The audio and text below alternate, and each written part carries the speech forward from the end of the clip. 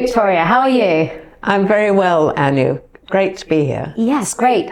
First of all, thank you very much for agreeing to appear on the Women in Finance podcast. We're very delighted to have you here.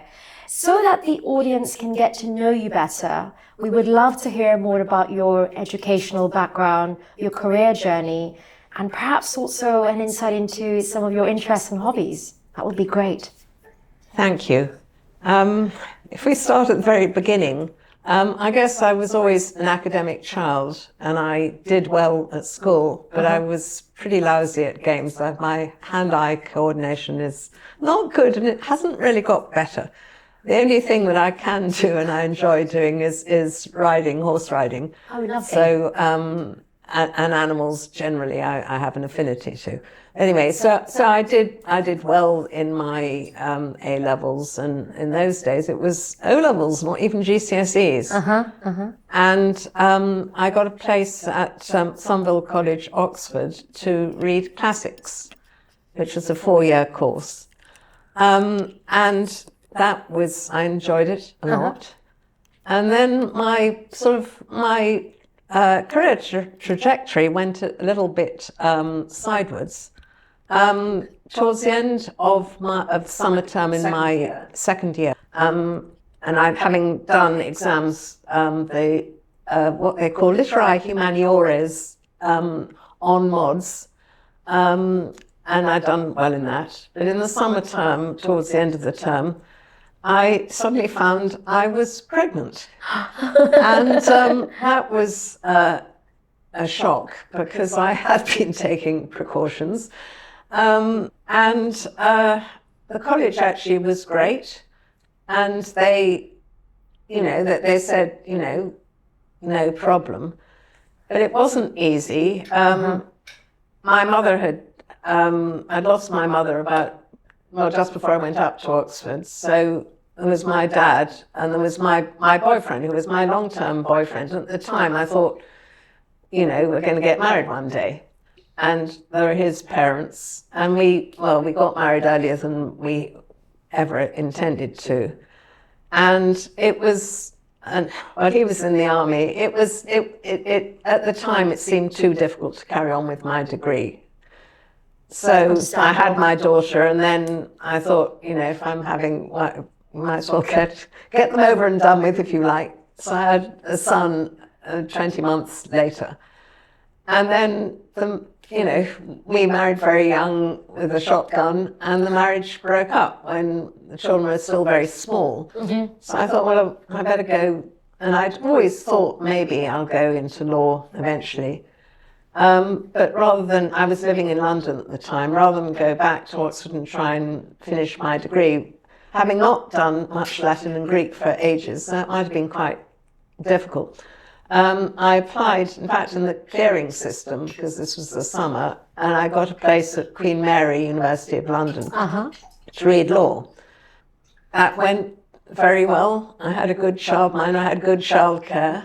You sort of juggled between childcare and going to university. Which was, if you're just well disciplined, that works quite well. When you've got small children, you put them to bed. Yeah. And hopefully they stay in bed. They did it then. And you can work in the evenings as well, and you've got holidays and things. And I did some work experience at the firm that is now Denton's in a vacation. Right. And I applied to various law firms for a placement for what was then articles of clerkship, now training contract. And I had some interviews, and I was offered a place where I'd done my placement, and through someone at Queen Mary. And then I was offered a place at another law firm where in the interview, and they couldn't do that now, they pressed me about how was I going to manage with 2 small children. And I said, I've done fine with my degree. So far. So far. Yeah. I'm sure I will. And there was another firm where I wasn't offered a place. And that, I think, was because during the interview, they said, "I guess your husband can help with the childcare." And I said, "Actually, we're separated."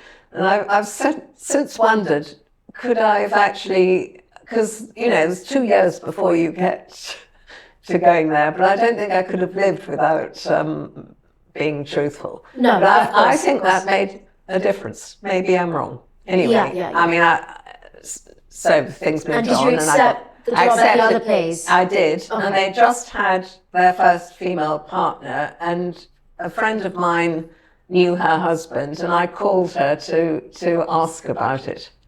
Okay. And she was pretty positive. So I went to that firm.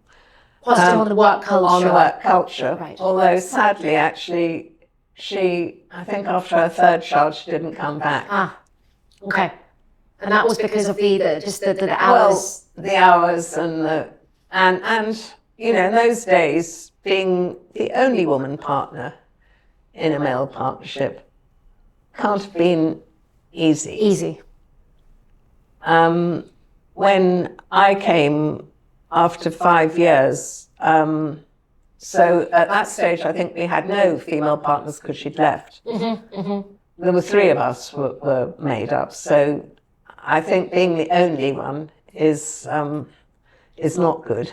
It's difficult. It is difficult. In many respects. Yeah. And what else do I do? You asked me about my other interests. Or should I carry on with my... Yeah, if that's okay. Just Yes. on me. So how long did you stay at the firm that you then... Quite a long time. Okay. I stayed in London with them for another couple of years, but I knew they had an office in Hong Kong. Okay. And I knew that it's general rotation. And my children were then at boarding school. Right. And I thought, and I asked them. Yeah. And actually they did give me, they said, come out with your children at Christmas for a few days and see what you think about it. So they used to come out at holiday. Anyway, so yes, it was an opportunity. Okay. And I asked for it and they said yes, but they did say, well, some people said to me, Hong Kong is very male-orientated Yes. society. Do you think how do you think? And I was the only, actually no, there was a woman litigation partner there. Right. But I was the only corporate, Lawyer. female corporate Partner. And actually the Hong Kong clients who I took over from were all delightful. That's amazing. Okay. Although probably, I think was there a culture of going for quite heavy drinks in some sort of bars with adult entertainment, which I wouldn't have liked to go, but I that wasn't a problem. That wasn't okay. It didn't happen. And then, it was the time when China was opening up and we went to China quite a lot. And there was one time when I went with clients to Shanghai, which was really exciting. Well, it still is, but then it was sort of early 90s and it was so fast. It was, New York I used to think was very fast, and it was really fast. And I did say to the client, could we go to a nightclub? Because I thought that would be fun. and it was, yeah. Still part of the experience. Yes, it was. And then what happens? You sort of work in Hong Kong. Do you then come back several years later? I came back 4.5 years later. Okay. And the firm I was with, it's a good firm and it's it's done very well. But the early 90s, which was when I was in Hong Kong, was a tough time here in the UK, and it had been a tough time for them. And the firm wasn't really big enough to look after you very well if you'd been away. So I came back and my clients had all been handed over to others. So I thought I'd start again. And, well, to cut a long story short, I thought maybe it's the time to move. So I moved about a year and a half later. Okay.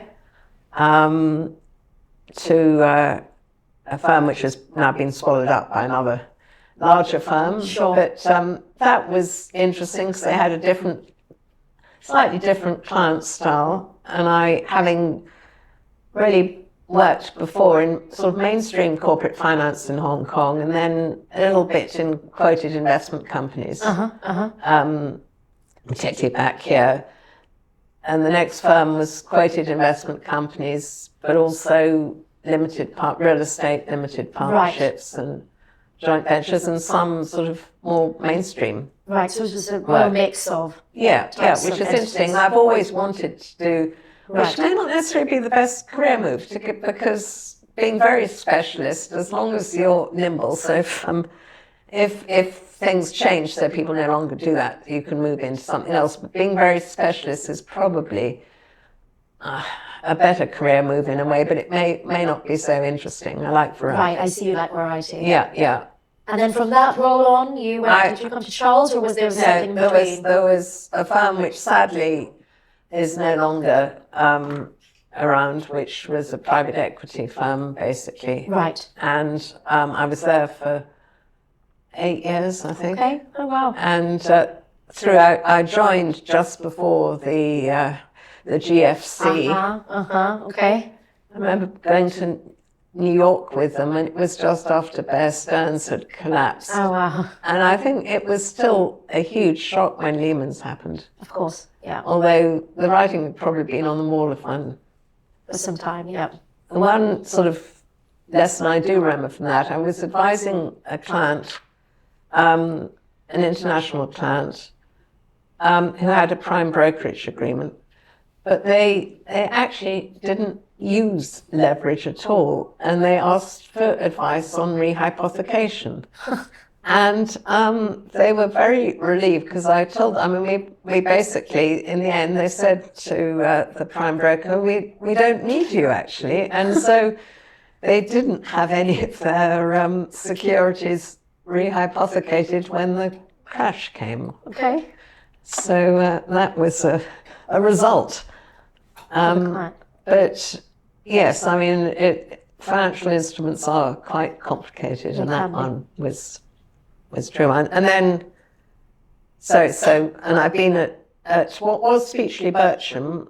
I joined in 2013. They did tell me they were in merger talks with Charles Russell at the time, and 1 year later we did duly merge. Okay. And I'm basically a corporate lawyer, but I've focused on financial services and asset management. Right. And I'm a partner in the financial services and funds group. Right. Yeah. Great. What an interesting career. It is. And I should add, having been in Hong Kong and been admitted as solicitor in Hong Kong, I've now got a continuing interest in Hong Kong, because I helped the firm when we set up initially in Hong Kong as a foreign law office in association with a local firm. That's the only way you can use your firm name, your international firm name. I see. And then after 3 years, you can change to being a local law firm, which means you can practice local law, which you have to have a certain ratio of Hong Kong qualified to foreign qualified. Got it. With a connection with the foreign law firm. Yep. And so as I hadn't kept my Hong Kong practicing certificate, but there was no problem in getting one again. So I'm a non-resident partner of Hong Kong. How exciting is that? Yeah, in addition to your main-time role here. Yeah. And you just touched on your hobbies. You said you like riding. Yes, I do. Is there anything else you'd like to maybe share with us? Any other interests you may have? Well, gardening, if we're talking about outdoors.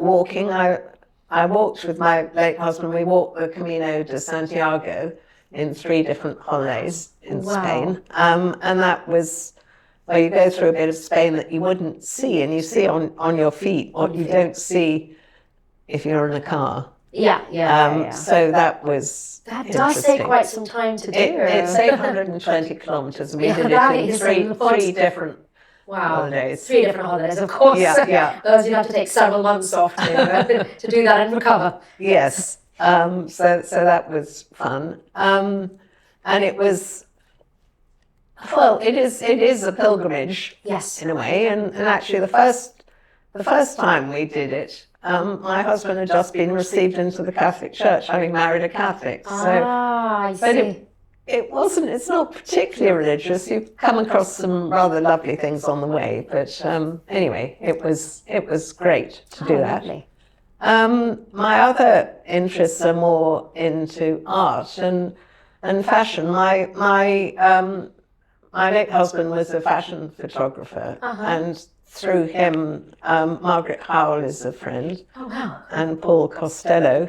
And I'm wearing today vintage Jean Muir that I got in the closing down sale. But I mean, I started thinking It is a differently fabulous outfit. about, it does make you feel, and how you present yourself actually, I think is quite important. If you're wearing something that you know is special, it sort of lifts the whole, I think so. the whole piece. Yeah. So, and art, visual art, photography, paintings. Yeah.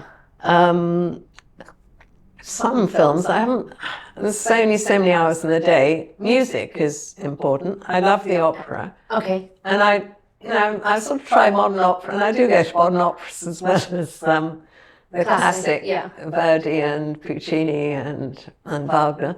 But yeah, so. Have you got anything booked between now and Christmas? Any operas that you're attending? Tomorrow I'm going to the Royal Academy of Music, are doing something called The Last 25 Years, which I think is a rollicking event which might offend people. So yes, it is. I'm taking my 19-year-old grandson, who I mean, it's the sort of thing that would actually encourage people to go if they want a bit of fun. So, Right. And so that's all. But in January, I'm seeing Hannover at the Royal Opera House. And, You're a lady of many tastes and talents. And last night I was at a concert at the Chelsea Arts Club, which was a violin and piano, and there was a Kreutzer sonata, which was really moving, and Elgar's violin concerto. That's great. I don't know how you find time to. Well, one has to try and make time. And actually, I think it's really important when you've got a very sort of technical job where you have to do a lot of thinking. And concentrating for several hours. Yeah. And that's why writing is also great, because you have to concentrate on yourself and the horse. And it clears your mind. And you sometimes get great ideas, later in the day when you're putting the horse away or whatever. Yeah. About a sort of, something you've been thinking about at work, and you suddenly see how you can do it. Which is why it's so important to have that time, whatever that hobby is or interest is. Yeah. Absolutely. Yeah. Okay. Thank you so much for giving us this, background on your educational history, your career story, and some of your interests and hobbies. Now, the next question, which you sort of touched on, what led you to a career in law? Having sort of, talked about your university career and, background. What made you choose law? My dad always said do law, though he was a funny chap, my dad. In some ways, he thought he was very old-fashioned about women and careers, although he ended up being very pleased with what I'd end up doing, but he always thought that law was something that I could probably do. Right. And I suppose I did, and having done work experience, I could see that You'd be a good lawyer. Yeah, that I'd be a lawyer. Yeah. What is it about law? I mean, it's problem solving. I mean, in business law, which is really the only sort of law that I was really interested in. You're helping people grow their business. You're helping people create wealth. Yeah. And you're building up a relationship. I mean, the business law, there are always people behind businesses. Of course. So, and actually buying and selling a company, well, I'm not a matrimonial lawyer, but I think it could be almost as emotional as a family breakup. Yeah. No, of course. It's your own life's hard work, and your Wilt, which is in this future business, so Yeah. that makes sense. And did you, when you did take up law, did it ever occur to you, or did you think that it's actually a very male-dominated industry, or was that ever a thought that? Well, the funny thing is, as at undergraduate level, it's probably 50-50. It certainly was even then, and it's probably more women than men now. And so even then, there were, I think, out of the 7 of us that started when I started the what's now year training contract, there were 3 women and 4 men. So it was, but it was certainly male dominated at partner level. Yeah. But I'm not sure if it was any more male dominated than the other professions. Of course. And probably not so much outside of London. I think there were more women in smaller firms outside of the And what do you think the reason for that is? Is it because more men were attracted to sort of work in the city? There was a macho culture. Right, of course.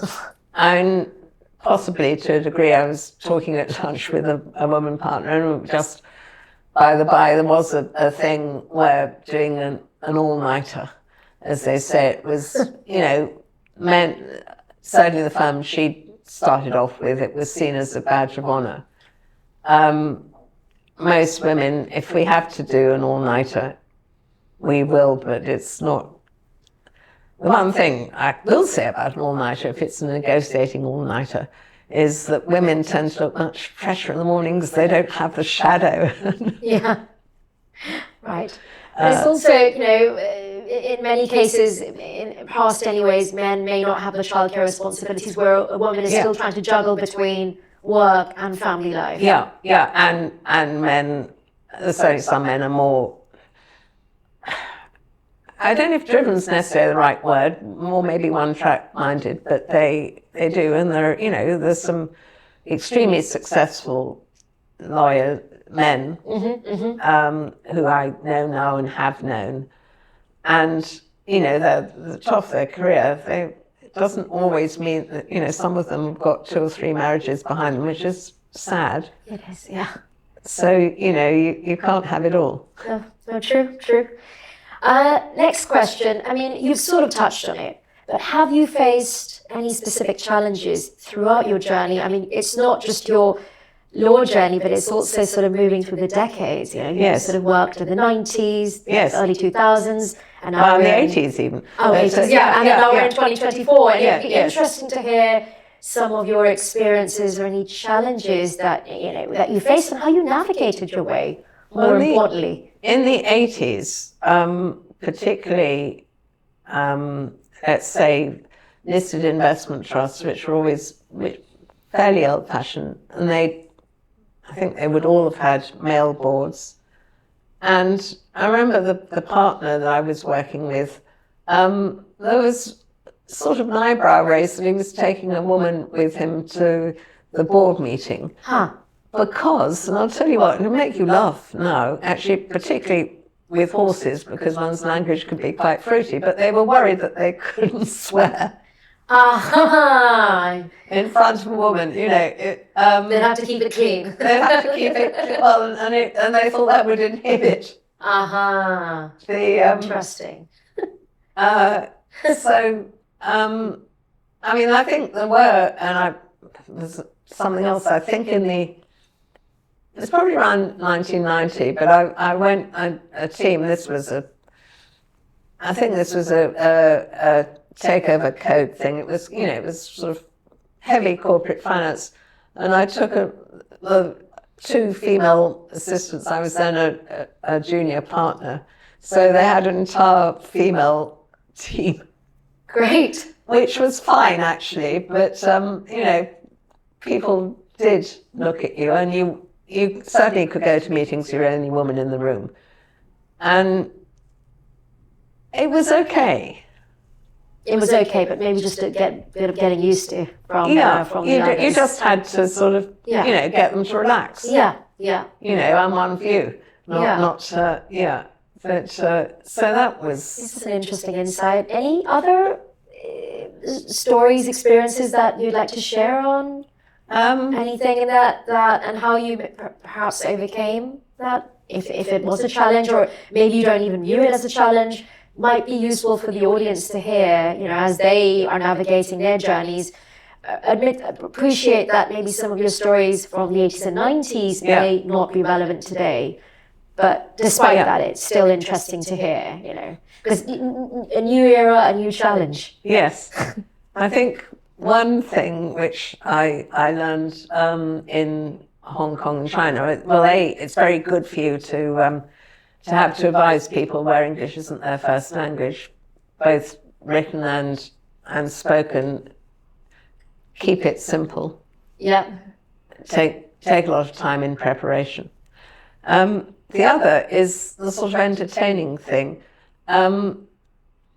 People, particularly in China, you have Chinese banquets and you have 12 courses, and there may be some things that you really don't want to eat. And I remember seeing our guest of honor, who's Chinese, mainland Chinese, leaving something aside. And you don't have to. You don't have to. You don't have to clear your plate. And that's not a social solipsism. The other thing which I wasn't told actually before I went there was the business card thing. Well, you're actually supposed to pick up the card and keep it in your pocket, is that right? But not in your back pocket. No, or you pick it up and you put it down on the table. Okay. You keep it there. You keep it there. Okay. And that can be quite useful actually, because then you can see, person's name. A person's name. But you scrutinize it. Yeah. You should have a card case, I think.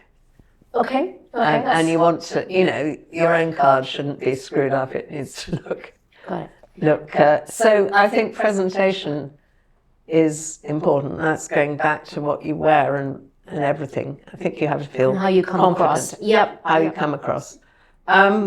I suppose what's changed since then, and what's changed for a young woman coming in now, I think most firms, well, after all the sort of Me Too and so on, and on one hand, on the other hand, the DE&I initiatives, it's important for firms to have women and to be able to tell their clients because they get scored, and women in more senior positions. So I think there is a lot more support for women. And I would say almost every firm now has a female network. Of a certain size. Yes. Yeah. And there are a lot of women's groups like your own. Yes. And I find them very useful. When I first started, I used to think it was simply good enough to be very good at what you do. But actually, you need support. You do. And you need a network. Yes. Network, as some say, is your net worth, because it helps who you know and. Yeah, and people like to be asked. Yes. So never be afraid to ask for help. Yeah. Or just ask if somebody says something which doesn't make sense.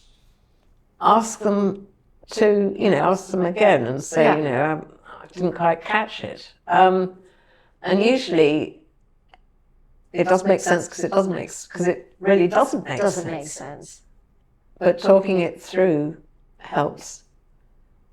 And it's also good for the younger audience to hear from someone in your seat, to give them that confidence to, look at a role model to say, actually, that makes sense. And actually, if they can do it, I can do it. Yes. I would always say I think the best piece of advice I've been given is you can do it. Be confident. Yeah. You wouldn't have got to where you got to if you weren't pretty good already. Yeah.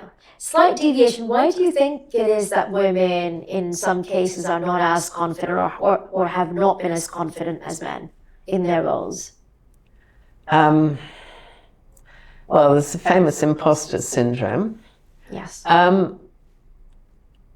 They may not have been encouraged either. Right. You mean at Well, home? there's also, I mean, I think there's still, and certainly there's an instance I've had where, well, Margaret Thatcher famously modulated her voice because she was seen as being too shrill. And people tend to think of women as interrupting when I don't think they'd say the same About men. Yes. Yes. Yes. It's weird. And I think there is also something that some men or senior men feel threatened by a clever woman. It's rather sad. I hope that's not the case still. Today. But I think there's elements of it. Yeah, it's so refreshing to hear your thoughts, actually. And I think the audience will be delighted to hear, because it's not everybody likes to, sort of, on an open forum discussion, be open about, their thoughts and what their opinion is on a certain matter. Yeah. It's really very refreshing to hear. What would you tell your younger self entering the industry today? What would you have done differently, if there was anything at all? What I'd tell my younger self, apart from being confident, you've got to try and be comfortable in your own skin. That's really difficult, actually. I think it's really difficult as a woman, particularly in your 20s, because you think you're too fat, and actually, particularly as a young, you probably haven't, unless you've got a really good figure, it's not easy to get clothes which are not, which are sort of off the peg, which are flattering. And unless you've got, people saying, you look good, or good friends. Yeah. So I didn't really feel comfortable in my own skin until I was in my 30s. In terms of, how, so if you've got that sort of thing, I think this is a very womanly thing too, actually. Yeah, no, of course, but we are different, We are different. Men have their own challenges. Yeah, we do. And social media doesn't help, although I know that's a whole different topic, but social media doesn't help either. No, social media can be really nasty. Yeah. If it takes over your life, and you're sort of thought around, we care about how we look, how we appear, especially in our 20s when we're young. So of course it's another topic, but that I think also plays in today more than it maybe played. Well, I think it always did, actually. Okay. Yeah. But listen, observe, and take, follow up on encouragement. Yeah. And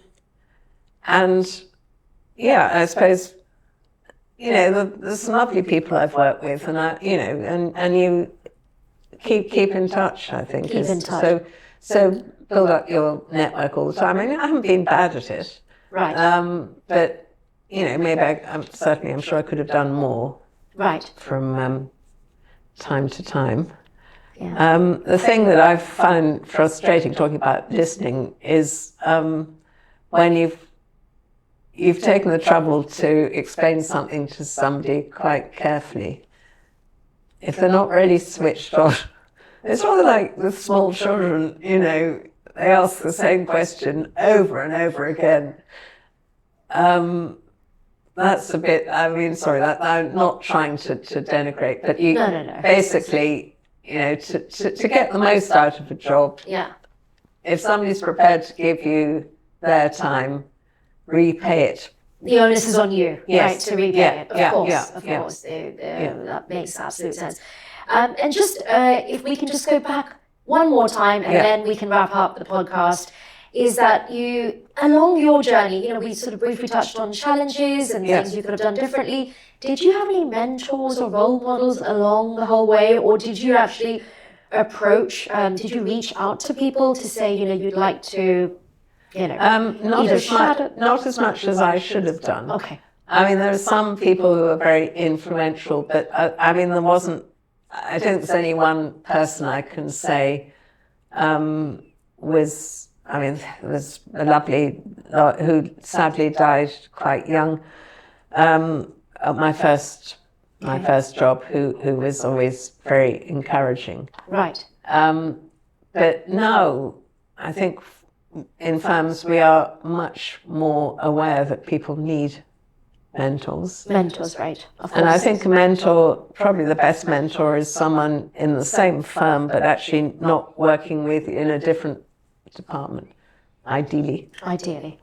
And does Charles Russell have a Yes, program? we do have a program for mentors. Okay. Yeah. Okay, great. And much more of a program now. In those days, you became a partner and you didn't have program building you up. Right. You just have to figure it out, basically. Well, you saw how other people Or did doing it. it, yeah, exactly. Yeah. Exactly. Okay. Yeah. And finally, to wrap up things, what is the single best piece of advice that you've received and that you sort of still, use in your life, whether professional, personal, or both? It probably is simply you can do it. Right. Right. A simple yet very effective piece of advice. Yeah, I mean, it's all to do with confidence. Yes. There's been times, there always is in everyone's life, when it's been, I probably can't use the word on your podcast, but it's been pretty horrible. But actually, you can get through it. You can. And it'll be, be better the other side. And what doesn't kill you makes you stronger. That's right. Makes you more resilient. Yeah. Great. It's been an absolute pleasure to have you on the podcast. Thank you so much, Victoria, for sharing your story. Well, thank you, Anu, and lovely to share with you. Thank you very much. And the other women in finance. Yes, great. They all look forward to hearing this. Great. Thank you very much. Super, thank you. Thank you. Bye-bye.